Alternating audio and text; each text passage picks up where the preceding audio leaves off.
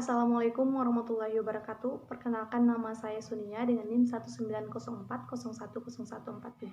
Baik, pada video ini saya akan membahas 6 materi yang telah dibahas sebelumnya. Oke, materi yang pertama yaitu pengantar manajemen proyek. Nah, yang pertama definisi proyek. Jadi menurut Cadiswell, proyek adalah sebuah usaha atau pekerjaan yang sifatnya sementara yang dilakukan untuk menyelesaikan produk atau jasa yang unik. Nah, selanjutnya yaitu pengertian manajemen proyek.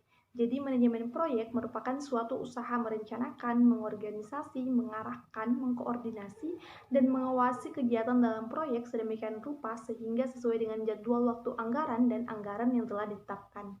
Oke, pembahasan selanjutnya yaitu penyebab timbulnya proyek. Jadi penyebab timbulnya proyek itu ada 4, di mana yang pertama itu karena rencana pemerintah, yang kedua karena permintaan pasar, yang ketiga dari perusahaan yang bersangkutan, dan yang keempat karena dari kegiatan penelitian.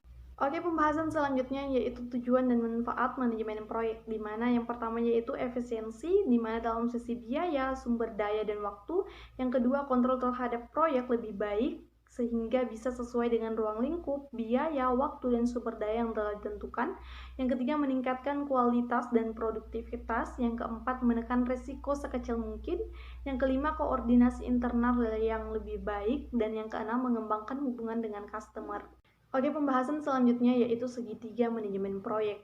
Nah, jadi pada umumnya terdapat 3 kendala utama yang saling berketergantungan dalam suatu proyek, yaitu waktu, biaya, dan lingkup. Ketiga kendala utama dan constraint tersebut juga dikenal dengan segitiga manajemen proyek. Keseimbangan ketiganya sangat menentukan kualitas produk yang dilaksanakan atau yang sedang dikerjakan. Nah, yang pertama, waktu atau time. Waktu merupakan salah satu faktor terpenting dalam menangani suatu proyek. Setiap proyek memiliki batas waktu dalam penyelesaiannya. Ada yang memerlukan waktu yang panjang dan ada juga yang memerlukan waktu pendek. Waktu penyelesaian tugas dalam suatu proyek sangat tergantung pada jumlah orang dan pengalaman serta keterampilan orang-orang yang sedang mengerjakan tugas-tugasnya. Nah, adapun kegagalan dalam memenuhi batas waktu penyelesaian proyek akan berakibat buruk terhadap organisasi. Misalnya terjadi teguran dari pelanggan, mendapat denda akibat keterlambatan, dan mengurangi kepercayaan pelanggan terhadap organisasi maupun biaya-biaya lainnya. Nah, salah satu penyebab ataupun alasan terjadinya kegagalan dalam memenuhi batas waktu penyelesaian proyek dalam suatu organisasi adalah karena kurangnya sumber daya yang dimiliki. Oke, selanjutnya yang kedua yaitu biaya atau cost, di mana setiap proyek memerlukan biaya dalam pelaksanaannya. Biaya-biaya tersebut diantaranya seperti biaya tenaga kerja, biaya peralatan, dan biaya-biaya sumber daya lainnya. Oleh karena itu, penganggaran atau budgeting atau perkiraan biaya merupakan suatu hal yang sangat penting untuk memastikan proyek yang dijalankan tersebut di bawah biaya tertentu. Nah, jadi kadang-kadang itu manajer proyek harus mengalokasikan sumber daya tambahan untuk mencapai batasan waktu yang ditentukan, sehingga memerlukan biaya tambahan dan juga kemungkinan munculnya biaya penalti akibat keterlambatan dalam penyelesaian suatu proyek. Oke, pembahasan selanjutnya yaitu lingkup atau skop. Nah, lingkup atau skop yang dimaksud di sini adalah hasil akhir yang ingin dicapai oleh pelaksanaan proyek itu sendiri. Jadi, hasil akhir tersebut harus didefinisikan secara spesifik dan dikomunikasikan ke semua anggota tim yang melaksanakan tugas-tugas dalam proyek tersebut.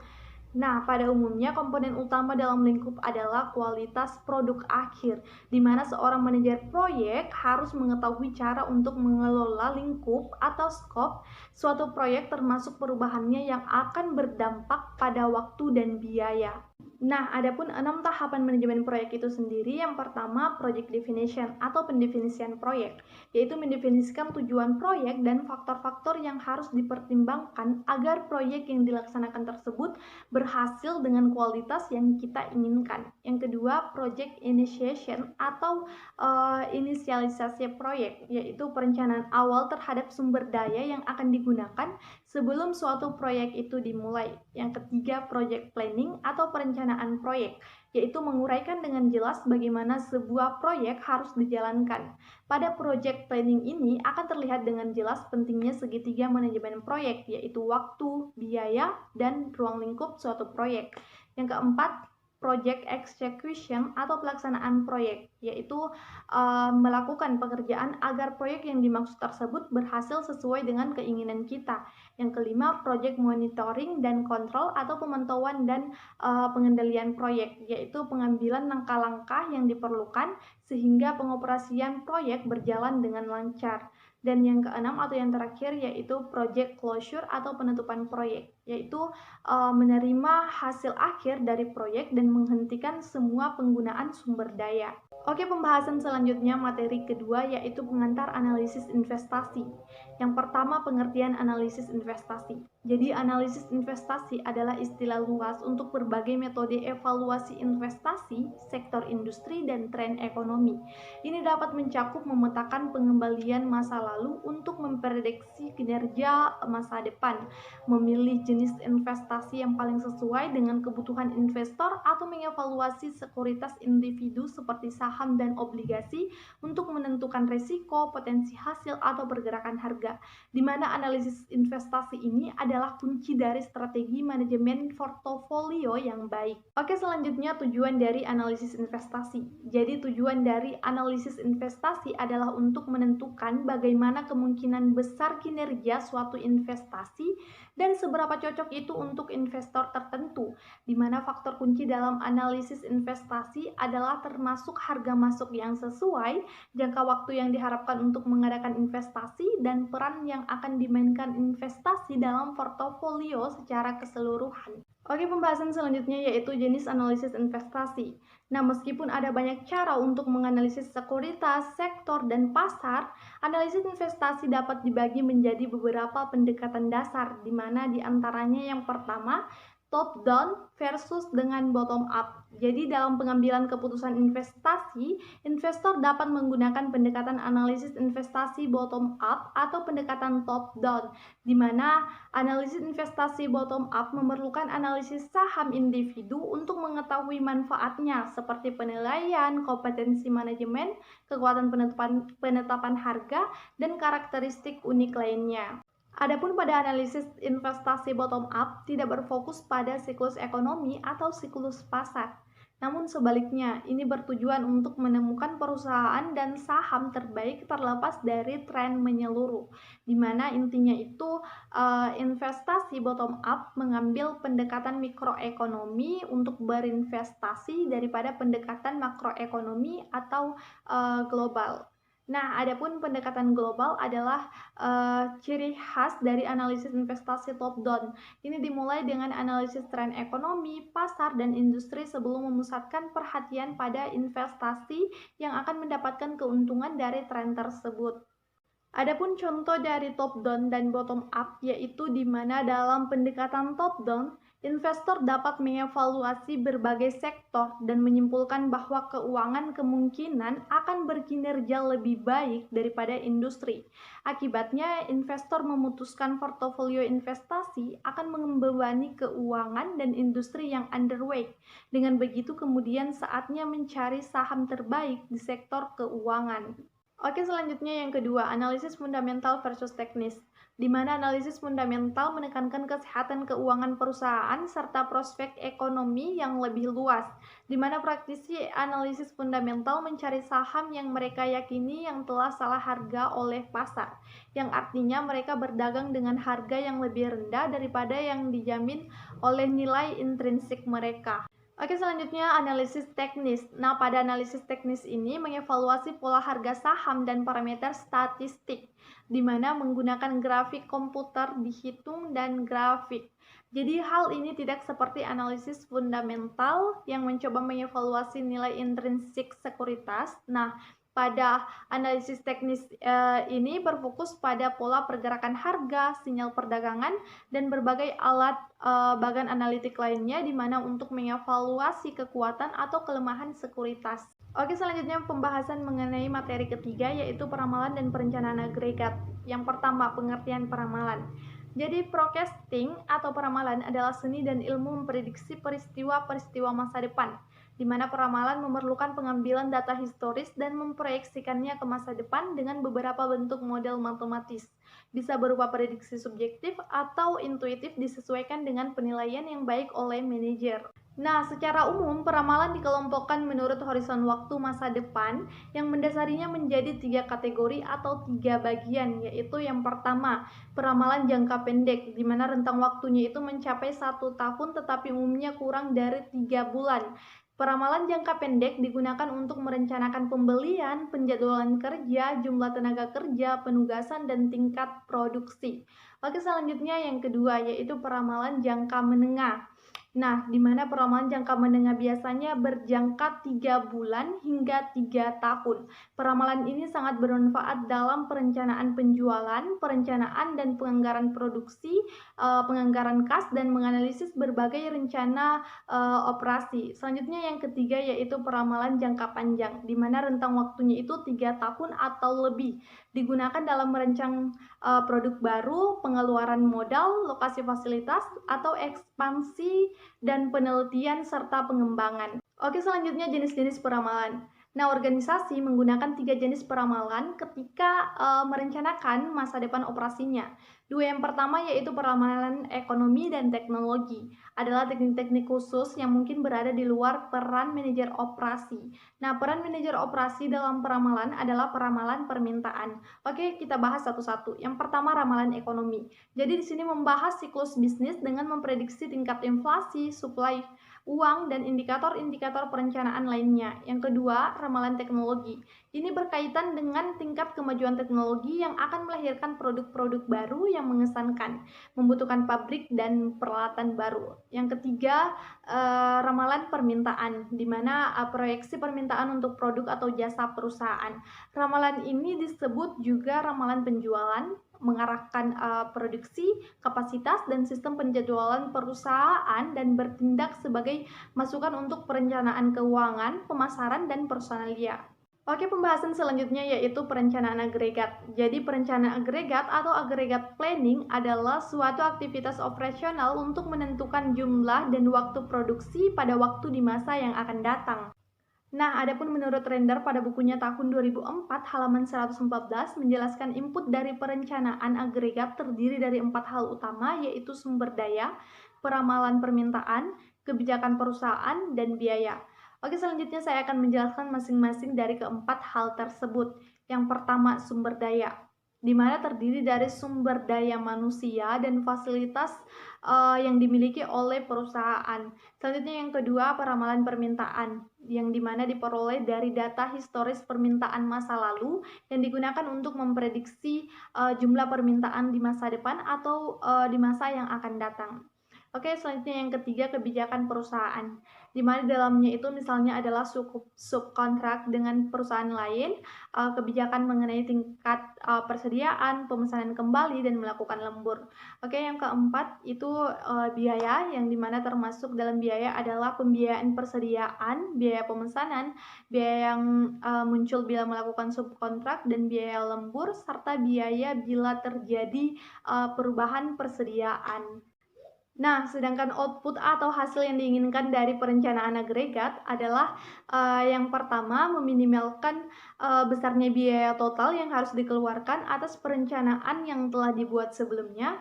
Yang kedua itu proyeksi atas tingkat persediaan, dan termasuk dalamnya adalah persediaan, output, pekerja, subkontrak, pemesanan kembali. Terus yang ketiga itu memaksimalkan tingkat pelayanan konsumen. Yang keempat itu meminimalisir perubahan pada tingkat angkatan kerja dan tingkat produksi. Yang kelima, memaksimalkan penggunaan atas unit-unit produksi dan perlengkapan produksi. Oke, selanjutnya pembahasan materi keempat yaitu pemilihan lokasi, di mana yang pertama itu pengertian dari lokasi. Menurut Tarigan pada bukunya tahun 2006, teori lokasi adalah ilmu yang menyelidiki tata ruang atau spatial order kegiatan ekonomi, atau ilmu yang menyelidiki alokasi geografis dari sumber-sumber yang potensial, serta hubungannya dengan atau pengaruhnya terhadap keberadaan berbagai macam usaha atau kegiatan lain, baik ekonomi maupun sosial. Nah, adapun menurut Teguh Astrianto, cara pemilihan lokasi yang lebih pragmatis menggunakan 3 langkah, yang dimana langkah pertama itu memilih wilayah daerah secara umum. Untuk ini ada 5 faktor yang dijadikan sebagai dasar dalam menentukan daerah itu, yang pertama itu dekat dengan pasar, yang kedua dekat dengan bahan baku, yang ketiga tersedianya fasilitas pengangkutan, yang keempat terjaminnya pelayanan umum seperti penerangan listrik, air, bahan bakar, dan yang kelima itu kondisi iklim dan lingkungan yang menyenangkan. Selanjutnya cara kedua, yaitu memilih masyarakat tertentu di wilayah yang dipilih pada pemilihan tingkat pertama. Di sini pilihan didasarkan atas 6 faktor, di mana yang pertama itu tersedianya tenaga kerja secara cukup dalam jumlah dan tipe skill yang diperlukan. Yang kedua, tingkat upah yang lebih murah. Yang ketiga itu adanya perusahaan yang bersifat supplementer atau komplementer dalam hal bahan baku, hasil produksi, buruh, dan tenaga. Yang keempat itu terampil yang dibutuhkan, di mana adanya kerjasama yang baik antar sesama perusahaan yang ada. Yang kelima itu peraturan daerah yang menunjang, dan yang keenam kondisi kehidupan masyarakat yang menyenangkan.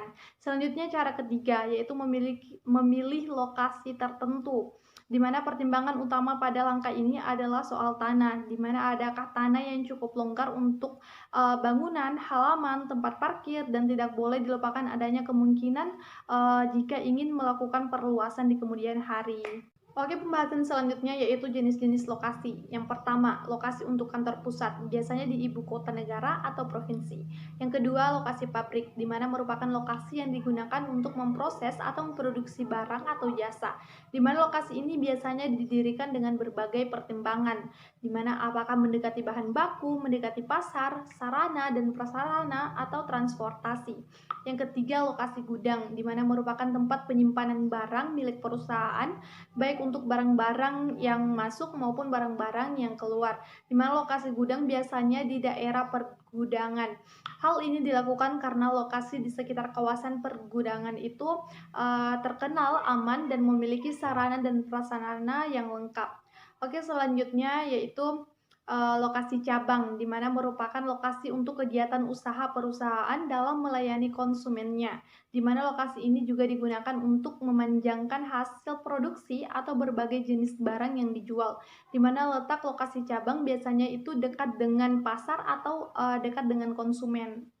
Oke, selanjutnya pembahasan materi kelima yaitu desain produk dan jasa.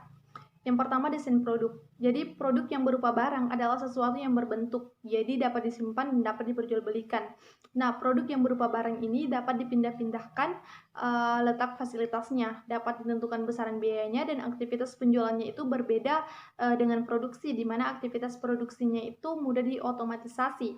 Nah, selanjutnya yang kedua, desain jasa, di mana desain jasa ini merupakan tantangan, karena umumnya mempunyai karakteristik yang unik, di mana satu alasan kenapa produktivitas dalam jasa begitu rendah adalah karena baik desain dan pengantaran produk jasa memasukkan adanya interaksi pelanggan. Nah, pelanggan ini dapat berpartisipasi dalam desain jasa. Sebagian besar biaya dan kualitas sebuah jasa itu ditetapkan pada tahap desain, dan sejumlah teknik dapat mengurangi biaya dan meningkatkan suatu produk. Oke, pembahasan selanjutnya yaitu pengembangan produk. Di sini saya akan menjelaskan 8 tahapan pengembangan produk, di mana yang pertama itu ide, yakni sumber daripada perubahan lingkungan teknologi, demografi, ekonomi politik, dan sebagainya.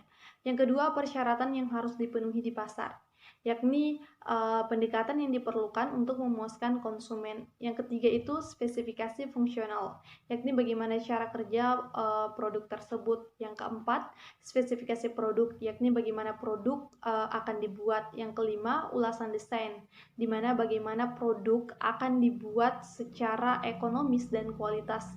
Yang keenam itu pengujian pasar, yakni apakah produk memenuhi keinginan pasar. Yang ketujuh itu pengenalan produk, di mana produk diantar ke konsumen. Dan yang kedelapan itu evaluasi, yakni berhasil atau tidak suatu produk. Oke, pembahasan selanjutnya yaitu pemilihan produk dan jasa. Nah, di sini pemilihan produk dimaksudkan sebagai proses memilih produk atau jasa untuk dapat disajikan kepada pelanggan atau klien. Nah, sebagai contohnya yang pertama itu rumah sakit melakukan spesialisasi pada berbagai jenis pasien dan prosedur kesehatan. Contohnya seperti rumah sakit bersalin. Dan yang contoh yang kedua yaitu Toyota yang memberikan respon cepat terhadap pelanggan, yaitu dengan memberikan proses desain mobil tercepat dalam industri otomotif, yakni di bawah 2 tahun. Oke, pembahasan selanjutnya yaitu siklus hidup produk atau product life cycle atau PLC, yang dimana menggambarkan lahirnya suatu produk baru sampai pada kematian suatu produk yang dikatakan sudah lama. Dimana secara sederhana, konsep ini menyatakan bahwa hampir semua produk baru yang ditawarkan kepada masyarakat akan menjalani suatu siklus kehidupan yang terdiri atas 4 tahap dalam periode waktu tertentu, dimana tiap tahap dalam PLC ini membuka kesempatan-kesempatan baru dan menimbulkan masalah-masalah baru bagi manajemen produksi, di mana bila diketahui kedudukan produk dalam siklus kehidupannya, maka dapat dirumuskan rencana perbaikan desain dan pengembangan produk yang lebih baik.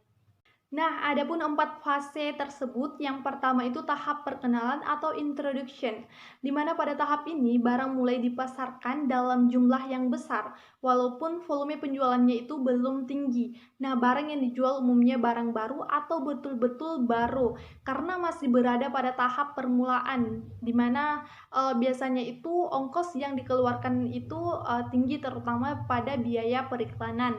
Nah, yang kedua itu tahap pertumbuhan atau growth, di mana dalam tahap pertumbuhan ini penjualan dan laba akan meningkat dengan cepat karena permintaan sudah sangat meningkat dan masyarakat sudah mengenal barang kita, begitu barang yang bersangkutan. Maka usaha promosi yang dilakukan perusahaan tidak seagresif pada tahap sebelumnya atau tahap yang pertama dilakukan. Yang ketiga itu tahap kedewasaan atau maturity, di mana pada tahap kedewasaan ini kita dapat melihat bahwa penjualan masih meningkat dan pada tahap berikutnya tetap. Nah, dalam tahap ini itu laba produsen maupun laba pengecer mulai turun, persaingan harga menjadi sangat tajam sehingga perusahaan perlu memperkenalkan produknya dengan model yang baru, di mana pada tahap kedewasaan ini usaha periklanan biasanya mulai ditingkatkan lagi untuk menghadapi persaingan. Selanjutnya yang keempat, tahap kemunduran atau decline, di mana hampir semua jenis barang yang dihasilkan oleh perusahaan selalu mengalami kekunoan atau keusangan dan harus diganti dengan barang yang baru, di mana dalam tahap ini itu barang baru harus sudah dipasarkan untuk menggantikan barang lama yang sudah kuno. Nah, meskipun jumlah pesaing sudah berkurang, tetapi pengawasan biaya menjadi sangat penting karena pada saat ini tuh permintaan sudah sangat jauh menurun dari permintaan sebelumnya. Oke, selanjutnya pembahasan materi keenam yaitu kapasitas produksi, di mana secara umum kita dapat memahami kapasitas produksi adalah kapasitas atau kekuatan perusahaan yang memproduksi barang dan jasa dalam jangka waktu tertentu dan dapat dibatasi pada lokasi produksi. Nah, untuk perusahaan yang diatur dengan rapi itu akan benar-benar memperhitungkan kapasitas produksi untuk membuat estimasi pendapatan potensial yang mungkin didapat oleh perusahaan. Oke, pembahasan selanjutnya yaitu menurut Kusuma pada bukunya tahun 2009, yakni perencanaan produksi dalam suatu perusahaan dapat dibedakan menurut jangka waktu, di mana terbagi dua. Yang pertama itu perencanaan produksi jangka pendek atau perencanaan operasional, yakni penentuan kegiatan produksi yang akan dilakukan dalam jangka waktu 1 tahun mendatang atau kurang, di mana dengan tujuan untuk mengatur penggunaan tenaga kerja, persediaan bahan baku, dan fasilitas produksi yang dimiliki oleh perusahaan pabrik. Selanjutnya yang kedua yaitu perencanaan produksi jangka panjang, yakni penentuan tingkat kegiatan produksi lebih dari 1 tahun, di mana biasanya itu sampai dengan 5 tahun yang akan datang, di mana perencanaan produksi jangka panjang melihat isu yang penting berupa fasilitas yang akan dibangun, jenis mesin yang akan dibeli, atau produk yang akan dibuat. Oke, pembahasan selanjutnya yaitu menurut Kusuma pada bukunya tahun 2009 menjelaskan tujuan dari perencanaan kapasitas produksi itu ada 4, diantaranya yang pertama meramalkan permintaan produksi yang ditanyakan dalam jumlah produk sebagai fungsi dari waktu.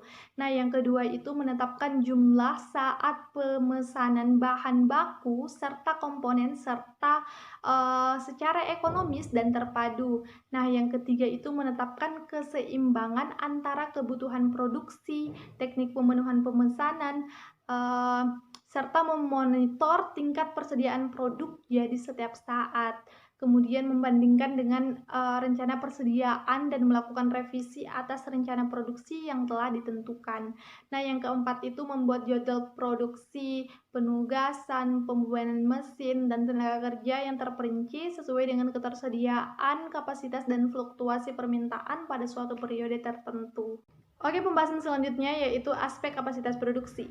Jadi, ada beberapa aspek yang digunakan dalam menentukan kapasitas produksi. Di antaranya yang pertama kapasitas atau capacity or available capacity. Nah, di mana kapasitas adalah tingkat di mana sistem manufaktur di antaranya tenaga kerja, mesin, pusat kerja, departemen, dan pabrik yang menghasilkan. Di mana dengan kata lain kapasitasnya itu adalah level output yang dapat dicapai dengan spesifikasi produk, campuran produk, tenaga kerja, dan peralatan yang ada. Di mana di CRP ini kapasitas terkait dengan tingkat output kerja di setiap pusat kerja. Nah, yang kedua beban atau load. Di sini beban adalah sejumlah besar pekerjaan yang dijadwalkan akan dilakukan oleh fasilitas manufaktur dalam periode waktu tertentu. Nah, di mana beban yang biasa dinyatakan dalam urutan jam kerja atau unit produksi. Di sini beban adalah volume kerja yang dilakukan. Nah, seperti yang biasa digunakan dalam CRP, di mana beban menggambarkan pengaturan waktu dan waktu implementasi atau runtime yang dibutuhkan dari pusat kerja, di mana tidak termasuk waktu tunggu, waktu antrian, dan waktu bergerak. Oke, selanjutnya yang ketiga, yaitu routing, di mana routing adalah seperangkat informasi yang terperinci, di mana metode pembuatan barang-barang tertentu, termasuk operasi yang dilakukan, urutan bedah, berbagai pusat kerja yang terlibat, dan standar untuk pengaturan waktu dan waktu kerja. Nah, oke, selanjutnya yang keempat, yaitu pesanan manufacturing atau manufacturing orders, di mana pesanan adalah dokumen atau jadwal identitas yang memberikan wewenang untuk membuat bagian atau produk tertentu dalam jumlah tertentu pula, di mana pesanan manufaktur itu dapat menjadi satu, yakni pesanan terbuka, sudah dalam proses, atau pesanan yang direncanakan sesuai dengan jadwal melalui proses ERP. Nah, yang kelima yaitu pusat kerja atau work center. Nah, pusat kerja ini adalah fasilitas produksi tertentu yang terdiri dari satu atau lebih orang dan atau mesin dengan kemampuan yang sama atau identik. Nah, yang dapat dianggap sebagai unit untuk tujuan perencanaan persyaratan kapasitas atau CRP dan penjadwalan terperinci. Oke, sekian materi yang dapat saya sampaikan. Kurang lebihnya mohon dimaafkan. Billahi taufiq wal hidayah. Wassalamualaikum warahmatullahi wabarakatuh.